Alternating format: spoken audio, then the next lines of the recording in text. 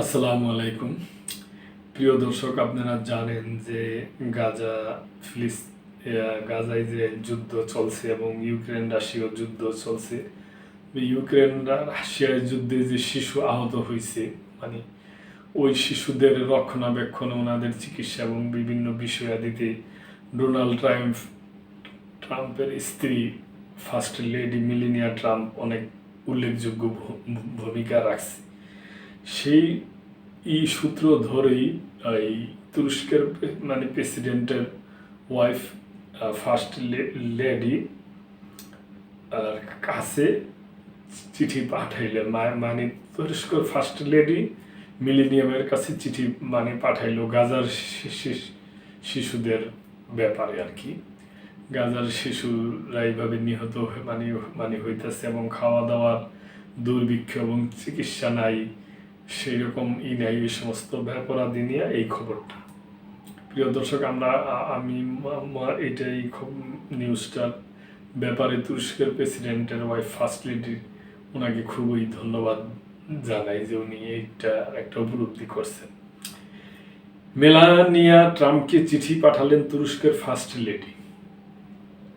তুরস্কের first lady এমিনে Erdogan মার্কিন first lady Melania ট্রাম্পকে চিঠি লিখে গাজার শিশুদের প্রতি মানবিক সহানুভূতি প্রদর্শনের আহ্বান জানিয়েছেন।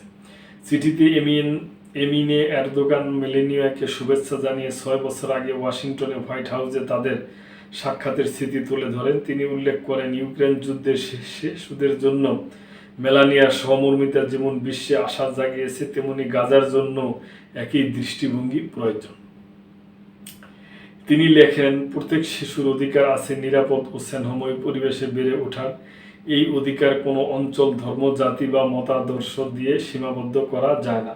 গাজার ভয়াবহ পরিস্থিতি বর্ণনা করতে গিয়ে তিনি বলেন, হাজার হাজার শিশু পরিচয়হীন অবস্থায় কবরস্থ করা হচ্ছে, যাদের কফিনে লেখা থাকে অজ্ঞাত শিশু। এই পরিস্থিতিকে ইউনিসেফ পৃথিবীর উপরে নরক আর নিচে শিশুদের কবরস্থান বলে অভিহিত করছে বলে উল্লেখ করেন তিনি। চিঠিতে এমিনে এরদোগান মেলানিয়াকে ইসরায়েলি প্রধানমন্ত্রী বিনিয়ামিন নেতানিয়াহুর উদ্দেশ্যে চিঠি পাঠিয়ে গাজায় মানবিক বিপর্যয় বন্ধের আহ্বান জানানোর অনুরোধ জানান। তিনি বলেন, এ সময় মেলানিয়ার কণ্ঠস্বর ফিলিস্তিনিদের জন্য ঐতিহাসিক ভূমিকা রাখতে পারে। তিনি আরও লেখছেন, ফিলিস্তিনি শিশুদের জন্য পদক্ষেপ নেওয়া এখন সময়ের দাবি। ইতিমধ্যে 18,000-এর বেশি শিশু নিহত হয়েছে, তবে এখনও বেঁচে আছে 1 মিলিয়নের বেশি শিশু যাদের রক্ষা করা সম্ভব। এমিনে এরদোগান বলেন, একজন মা, একজন নারী এবং একজন মানুষ হিসাবে আপনি আপনার আবেগের সঙ্গে একত্রতা বোধ করি। আমি আশা করি আপনি গাজার শিশুদের জন্য একই আশার বার্তা দিবেন। তো প্রিয় দর্শক, এই চিঠিটা এমিনে এরদোগানের এইটা উদ্যোগটা খুবই প্রশংসনীয়। ব্যক্তিগতভাবে আমার এখন আপনারা আমার সাথে হবেন কিনা, কিন্তু সহমত হবেন কিনা, কিন্তু এটা খুবই ভালো একটা উদ্যোগ নিয়েছে এবং আমরাও আশা করব যে মেলানিয়া ট্রাম্প এই ব্যাপারে একটা ভালো পদক্ষেপ নেবে। প্রিয় দর্শক, আপনাদের যদি কোনো কিছু মন্তব্য থাকে অবশ্যই কমেন্ট করবেন, লাইক শেয়ার করে সাবস্ক্রাইব করে চ্যানেলটির পাশেই থাকবেন। আল্লাহ হাফেজ।